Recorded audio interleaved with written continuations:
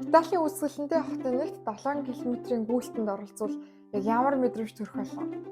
Сайн бацхан уу Тулкан байна. Италийн Trieste хотын 7 км-ийн уралдаан буюу Spring Run гэдэг зүйлд оролцсон байгаа. Тэгээд энэ гүйлтийн уралдаан болохоор 7 км дээрээс нь 21 км гэсэн хоёр төрлөөсөн. Тэгээд 7 км нь болохоор Family Run буюу гэр бүлээрээ гүйхэд тохиромжтой. Тэгээд тийм уралдааны биш ер нь бол тийм тайван тий сайхан алхуулахад гүйдэг нэг тийм хөнгөн өөдөлтөй 21 км-ийг нь болохоор яг цэвэр уралдаан байсан. Тэгээд би анх удаага гүйлтээр хичээлж одоо ингээд нилээ анхан шатны төвшөнтэй явж байгаа болохоор тэгээд өөрийгөө одоо ухаалтаад унчих ч гэдэг юм уу тийм айдас байсан болохоор арай амархнаас нь эхлээд 7 км-ийн одоо гүйлтэд оролцсон байгаамаа. За яагаад яг энэ бичлэгийг хийхээр болсон бэ гэхээр одоо Улаанбаатар маратон эхлэж байгаа штэ. Тийм болохоор та бас ер нь яг анхан шатны одоо гүйлтэр хичээлж байгаа хүмүүс ч гэдэг юм уу те яг яаж гүйлдэрийн гэдэг тухай би бас өөрөө багахаа одоо нэг гүүгээд үзсэн тэр туршлагаасаа хуваалцах үүднээс юм бичлэг хийж байгаа юм шүү.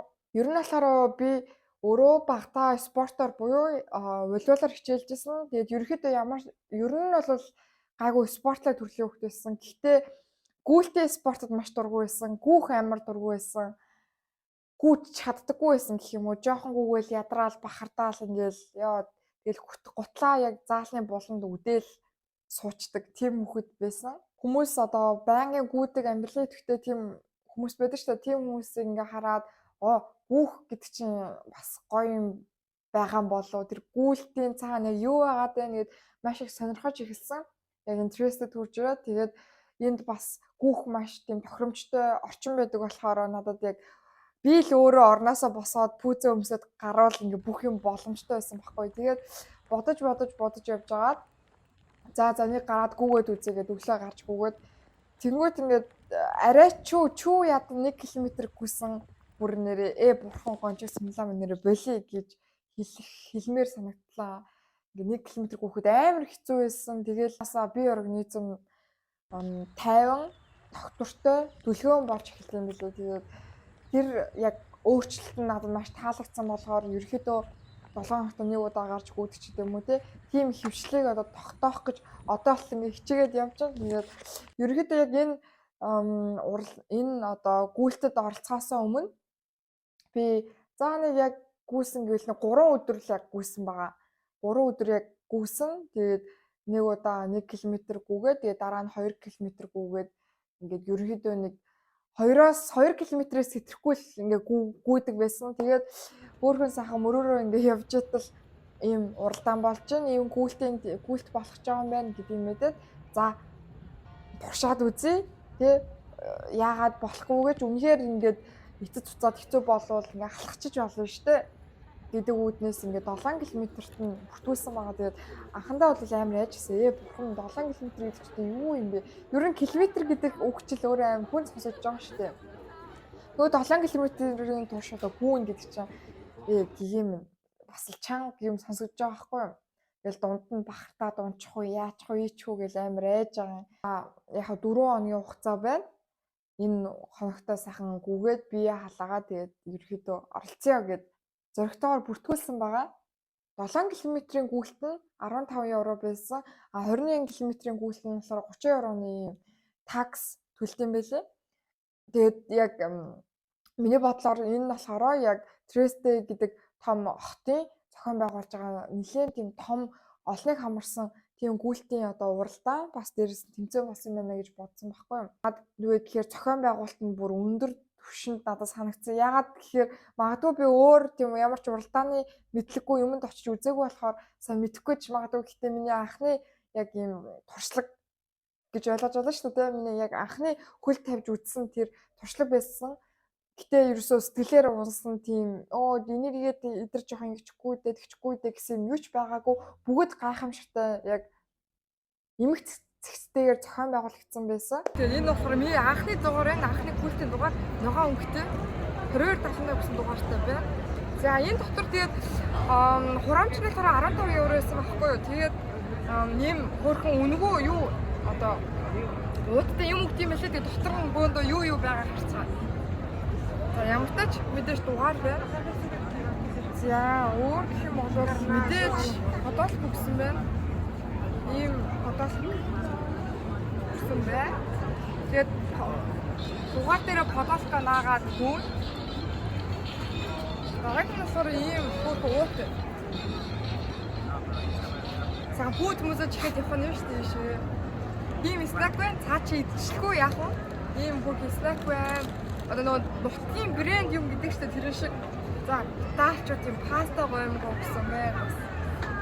Хүн бас сурчлагын дотроо протеинтэй юм шоколадны одоо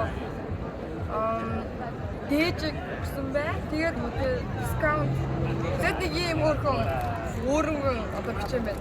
Тэгээд юм надад өгсөн байна. Тэгээд хүүхдийн өдөр ямар ахыг бөөндө харцгаая. Мэдээж тэр хоол газар руу явахын тулд одоо тэр уралдаан болж байгаа юм чинь тухайн машин замыг ингээд бүхэлд нь хааж байгаа. Тэгэхээр тийшээ явахын тулд алхаж явахаас шаардлага болж байгаа ш. Тэнгүүт энд яаж тэр асуудлыг зохион байгуулсан бэ гэхээр тэгэхээр тийшээгээ явах тусдаа тийм трен гаргаж өгсөн байхгүй юу? Вогон. Тэнгүүт тэр вогоныхоо тикетийг хүртэл бид нар одоо тэр төлж байгаа 15 евронд нь хамрагдаад багтцсан байсан. Тэгээд за яг тэдэн цагт тэр вагондоо суугаад та нар очиж шүү гэдэг ингээд тийм гоё хэмжээний зохион байгуулалттай байсан надад бүр аимшигтай гоё санагдсан. Сэтгэл хөөрсөн догдолсон. За тэгээд яг гүйлтээр эхэлж яхад бараг л худлаа 8,000 хүн оролцсон санагдаж байна. Бүр маш том игнэ байсан. Тэгээд тэр дунд ямар хүмүүс вэ гэхээр бүр нэрээ жинхэнэ 8 настай болчроос 80 настай буураа хүртэл орцож байгаа хгүй бүр их баг тоон өвөө эмээнэр байсан. Тэгээд нөгөө жоох хүүхдүүдэд дагуулсан хүүхдүүд нь дугуугаа аваад ирсэн, ролка аваад ирсэн. Тэгээд гэр бүлээрээ амар гоё өвөө эмээ маата сатантайгаа ингээд оролцож байгаа. Энэ нь надад амар шигтэй гоё санагдсан. Яагаад тэгэхээр ингээд нэг ч гэсэн зүйлийг одоо эрүүл мэндийн төлөө, өөрсдийнхөө төлөө бас энэ амар том гэр бүлийн дурсамж ч гэдэг ингэж гоё зарцуулж чаддсан байна гэдгийг ингээ хараад тэр дунд нь ингээд гүүх гэдэг нь надад амар тийм гоё энерги дунд ингээд орцсон юм шиг. Тэр хүмүүс миний одоо гэр бүлийн хүмүүс юм шиг яг санагдчихсан. Тийм мэдрэмж авсан.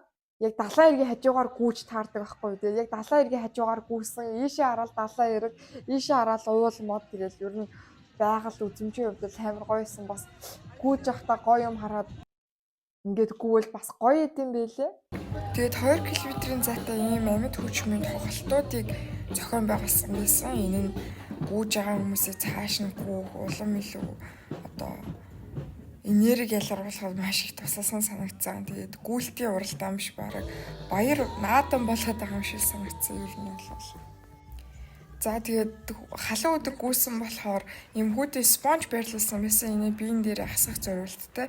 Мэдээж цэг болгоноор уух ус дээрэс нь одоо нүүр гараа хүүт усаар савших тийм зүйлүүдийг байрлуулсан байсан. Маш гоё санагдсан. За энэ яг веранда орж ирж байгаа үе байна да. Ер нь нэлийн сэтгэл хөөрсөн, догдолсон, хөөх ингээл болоо юм гэдэг бодлоор дүүрсэн мөч байсан.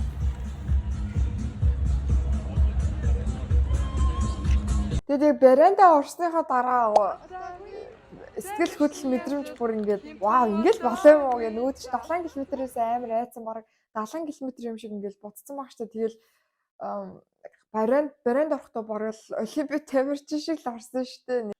Тэгээ амар гоё мэдрэмж байт юм бэлээ. Гүүх гэдэг нь яг өөрийнхөө нэг тийм шанцыг сурсан. Ер нь амьдралынхаа нэг хэсэг болгоход илүүтэхгүй тийм зүйл юм бэлээ шүү. Материал маратонд ингээд оролцохыг хүсэж байгаа айл хэдийнэ бүртгүүлсэн хүн байгаа бол нэлээсээ анхаарах хэрэгтэй юм бэлээ.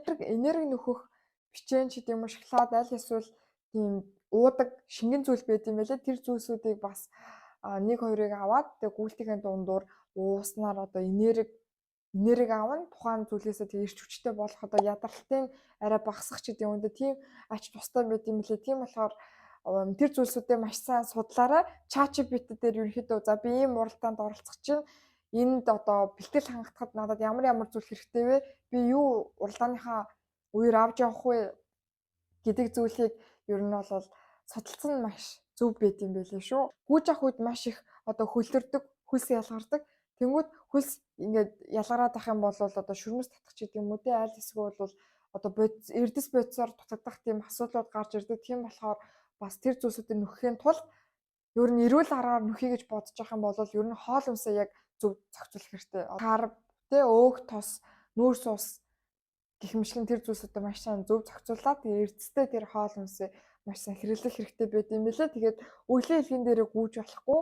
Тэгвэл хан мөргөж унана. Дээрээс нь бас одоо Улаанбаатар маратонд оролцож байгаа хүмүүс байх юм бол ингээд яг барайнаас гарах үедээ хүн хөөрөөдстэй нэрээ маа гэж явчтсан байлээ. Тэхгүйгээр яг гой хөнгөн шогшоод амар хөнгөн шогшоод ингээд явах хэрэгтэй юм билээ шүү. Анхан одоо суралцагч анхан одоо гүйлтээр одоо хичээлж байгаа хүмүүс байх юм бол тэгэхгүй өстөө нэр тэр олон хүн дунд цус булиглаад моторондоо игээд ингээд авчтсан байлээ. Тэр буруу. Тэгэх юм бол бараг замаа туусгаж чадахгүй дунд нь эцэн ядарна зогсно. Үнэхээр одоо гүйж чадахгүй ч гэдэм үү бахардах гэдэг маш олон тийм сөрөг асуудлууд тулах юм бол өөрөө хүчилж гүйж болохгүй тэгвэл ухаан алдаж унах ч гэдэм үү маш олон эрсдэл байгаа. Тийм болохоор гоё enjoy хийгээд найз нөхдөдөө гэр бүлийнтэйгээ хамт цагийг маш гоё өнгөрөөгөөрэй гэж хүсэж байна. Бас зүйл одоо Монголдоо гоё зохион байгуулж байгаа уламжлал болгож жил болгон ингэ зохион байгуулж байгаа гэдэг нь ингээд үнэхээр гоё санагдаж байна. Яагаад вэ гэх юм бол энэ одоо зүйл зохион байгууллангууд хүмүүс одоо бүртгүүлж байгаа хүмүүс хүртэл гайгүй оролцчих юмсан, гайгүй яачих юмсан тий гэдэг үүднээс хэдэн өдрийн өмнө 7 хоногийн өмнөөс ч гэдэг юм уу тий ингээд яалтчгүй тэр зүйл зориулж бэлдэж эхэлнэ. Тэр зүйл зориулж одоо дасгал хөдөлгөөн хийж эхэлнэ. Тэнгүүд яалтчгүй хүмүүсийн одоо нэг тийм ихэнх хүмүүсийн амьдралын юм аяг нь бас өөрчилж байгаа тийм том зүйл болж байгаа юм болоо гэж бодож байгаа хгүй. Эрүүл амьдралын хэм маягт. Тийм болохоор маш гоё санагдаж байна. Тэгээд та бүхий твтэй гоё бөөндөө оролцоосаа гэж бас хүсэж байна. Тэгээд хүн болгон гүүгч биш, хүн болгон спортын хүмүүс биш. Гэхдээ хүн болгон хөдөлж чадна шүү гэдгийг сайн санаарай. Тэр Улаанбаатар маратонд оролцсныхаа дараа яг ямар байсан яг гүйлт ямар байсан тухайгаа бас комент хэсэгт таад маань хуваалцаарай гэж хүсье. Тэгээд анхаарал хандуулсан та бүхэндээ маш их баярлалаа. Лайк дараарай, subscribe хийгээрэй. Мэдээж дараагийн бичлэгээрээ уулзах болно. Ойрд шалгалтууд эхэлсэн байгаа болохоор ер нь жоохон хоцорж ороод байна. Тэгээд баярлалаа.